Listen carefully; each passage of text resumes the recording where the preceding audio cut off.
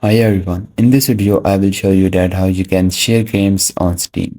So first you have to log out from your Steam account and let your friend log in to their Steam account on your PC.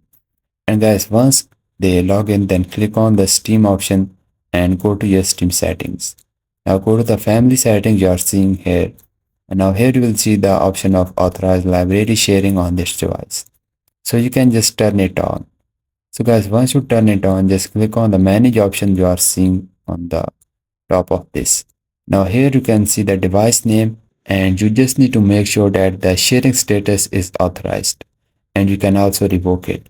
After that, now you can just simply log out from the Steam account of your friend and just go to your Steam library and you will see all the games your friend downloaded.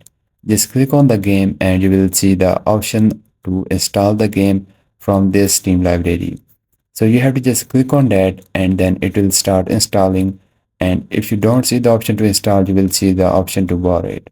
So once you click on the borrow, now your friend has email, your friend can accept the email and you are able to download the game.